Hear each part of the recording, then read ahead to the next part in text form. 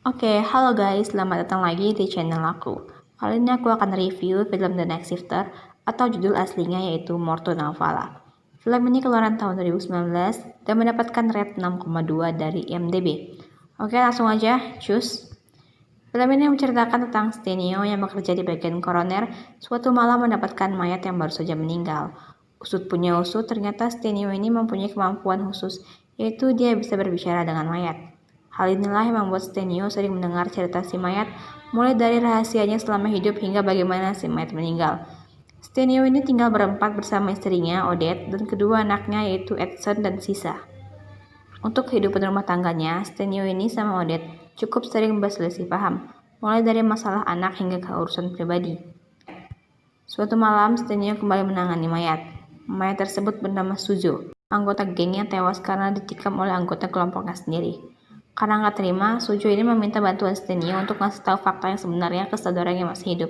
Tapi Stenio nolak, karena membocorkan rahasia orang yang sudah meninggal akan mendatangkan sesuatu yang buruk. Beberapa hari berlalu, Stenio kembali menangani mayat. Kali ini si mayat mengenali Stenio, begitupun sebaliknya. Si mayat memberitahu Stenio informasi penting bahwa Odette berselingkuh dengan Jamie, pemilik toko roti di ujung jalan. Mendengar info ini, Stenio pun marah dan segera pergi untuk membuktikan perkataan si mayat. Dan ternyata benar. Odette memang mengkhianatinya. Sikap Stenio mulai berubah dingin. Meski begitu, Stenio bungkam karena dia tidak tahu harus melakukan apa. Hingga suatu ketika dia melihat berita di TV mengenai perkelahian dua geng. Salah satu korbannya adalah Sujo, yaitu mayat yang ditanganinya tempo lalu. Otak Stenio segera membuat rencana. Bermodalkan informasi dari Sujo, Stenio mendatangi markas geng tersebut dan memberikan informasi palsu. Stenio mengatakan bahwa Jamie lah yang membunuh Sujo. Di sini, Stenio telah melanggar suatu ketetapan.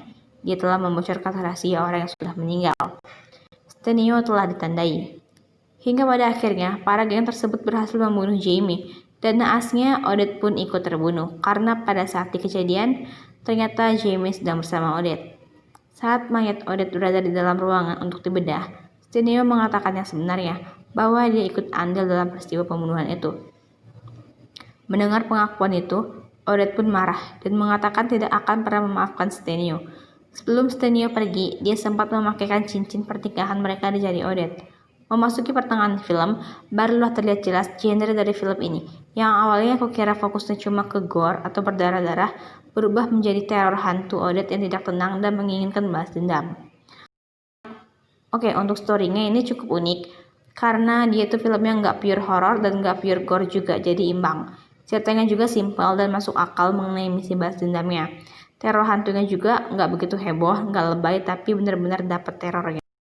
Untuk acting pemainnya ini udah bagus guys, nggak bisa dipandang sebelah mata aja karena tiap-tiap orang ini udah punya porsi yang pas untuk memerankan karakter masing-masing.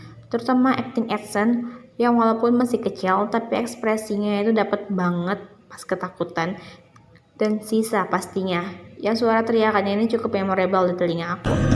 Untuk jumpscare-nya ini gak banyak, tapi sekalinya ada itu bikin kaget.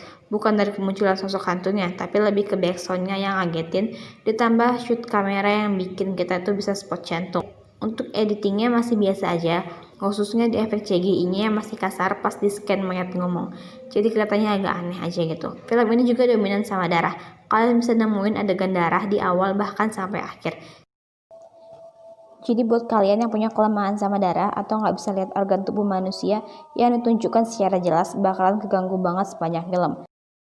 Dan yang bikin menarik dari film ini menurut aku adalah film ini itu berbahasa Portugis dan berlatar di Brazil. Oke, overall aku akan ngasih rate 8,2/10. Oke guys, jadi itu dia review aku mengenai film The Night Shifter. Buat kalian yang penasaran sama film ini, langsung aja ditonton filmnya.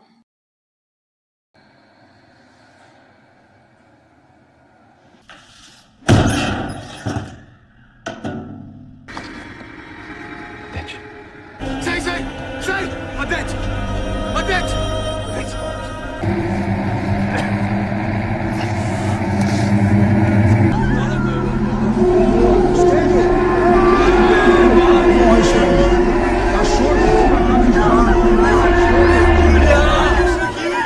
Jangan lupa subscribe, like, dan komen video ini. Sampai ketemu lagi di video aku selanjutnya. Bye! Ciao!